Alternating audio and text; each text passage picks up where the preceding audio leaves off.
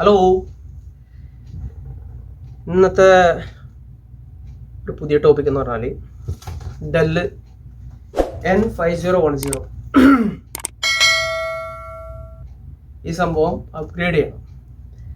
അപ്പം നിങ്ങൾ ആദ്യമായിട്ട് വീഡിയോ കാണുന്നുണ്ടെങ്കിൽ സബ്സ്ക്രൈബ് ചെയ്യാനും ലൈക്ക് ചെയ്യാനും മറക്കരുത്.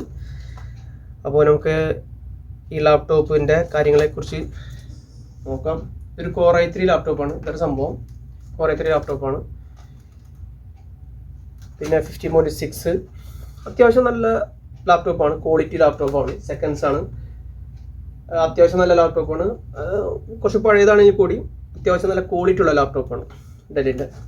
ബാറ്ററി ആണ് ചിലപ്പോൾ ഇതിൻ്റെ അകത്ത് ഒരു ഡാമേജ് ആയിട്ട് വരുന്നത്, അത് മാറ്റാവുന്നതാണ്. പിന്നെ അതുപോലെ ഇതിൻ്റെ ഡാമേജ് എന്ന് പറയാവുന്നത് കേസ് എന്നൊക്കെ പറഞ്ഞാൽ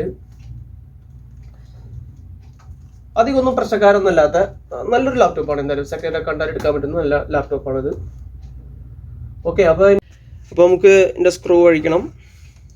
ഇതിൻ്റെ റബ്ബർ ബുഷ് ഉണ്ട്, ഇവിടെ സ്ക്രൂ ഉണ്ട്, അത് ശ്രദ്ധിക്കാതെ പോകരുത്. റബ്ബർ ബുഷ് ഉണ്ട്, പിന്നെ അതിൻ്റെ ഹാർഡ് ഡിസ്കിൻ്റെ ഉണ്ട്, റാം ഉണ്ട്, ബാറ്ററി മോഡൽ റിമൂവ് ചെയ്ത്. ഓക്കെ, ഇതാണ് ഇതിൻ്റെ കണ്ടീഷൻ. ഇത് കൂടാതെ ഇത് അഴിച്ചു കഴിഞ്ഞാൽ ഇതിൻ്റെ കീബോർഡിൽ അടിയിൽ സ്ക്രൂ കാണും. കീബോർഡിൻ്റെ ഈ കീബോർഡ് ബുക്ക് എടുത്തു കഴിഞ്ഞാൽ അതിൻ്റെ ഉള്ളിൽ സ്ക്രൂ കാണും. അപ്പോൾ നമുക്കത് അഴിച്ചിട്ട് നോക്കാം. സ്ക്രൂ അഴിച്ചു കഴിഞ്ഞാൽ ആദ്യം ചെയ്യേണ്ടത് ബാക്കിൽ സ്ക്രൂ അഴിച്ചു കഴിഞ്ഞാൽ കേട്ടോ എന്നിട്ട് കീബോർഡ് പതുക്കെ തിക്കെടുക്കുക. ഇവിടെ സംഭവമുണ്ട്, ഇവിടെ പതുക്കെ തിക്കെടുക്കുക. ഇവിടെ എൻ്റെ ക്ലിപ്പുള്ളത്.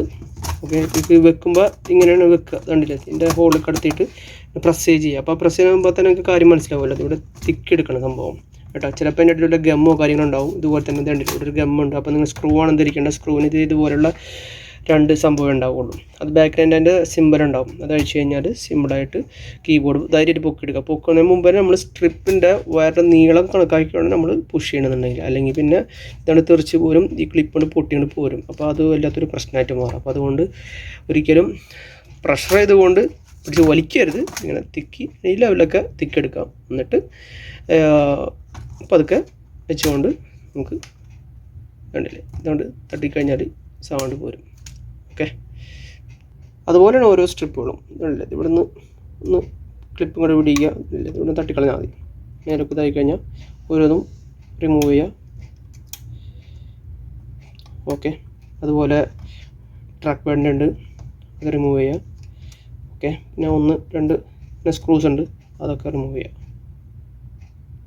സംഭവം സ്ക്രൂ അഴിച്ച് കഴിഞ്ഞാൽ ഇത് പതുക്കെ ഇവിടുന്ന് പുൾ ചെയ്ത് കഴിഞ്ഞാൽ സംഭവം കൊണ്ട് പോരും.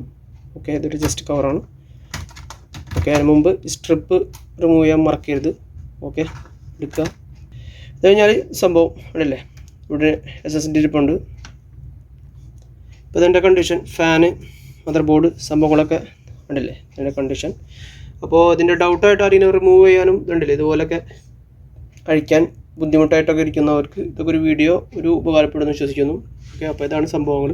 ഇനിയിപ്പോൾ ഇതിൻ്റെ അകത്ത് വെക്കാളെ തിരിച്ച് ഒരു അപ്ഗ്രേഡ് ചെയ്യണം. ഇത് 240 GB ആണ്. ഇത് 480 ആക്കിങ്ങായിട്ട് അപ്ഗ്രേഡ് ചെയ്യണം. ഇതിൻ്റെ സ്പേസ് കുറവായിട്ടുള്ള പ്രശ്നമാണ് പറഞ്ഞത്. അപ്പോൾ ഒരു 480 കിങ്സ്റ്റൺ വെച്ചിട്ട് ഇൻസ്റ്റാൾ ചെയ്യാവുന്നതാണ്. അപ്പോൾ ഈ വീഡിയോ ഇത്രേ ഉള്ളൂ. അപ്പോൾ ഇതിനെക്കുറിച്ച് ഇത്രയേ ഉള്ളൂ.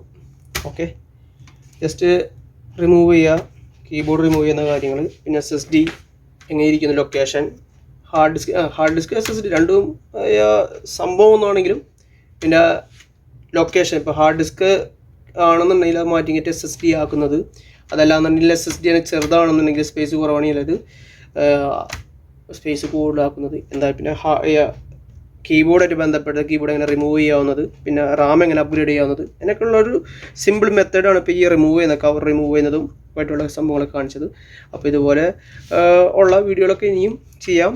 അപ്പോൾ ഈ വീഡിയോ ഇഷ്ടപ്പെട്ടാൽ ലൈക്ക് ചെയ്യാനും ഷെയർ ചെയ്യാനും മറക്കരുത്. Okay, by.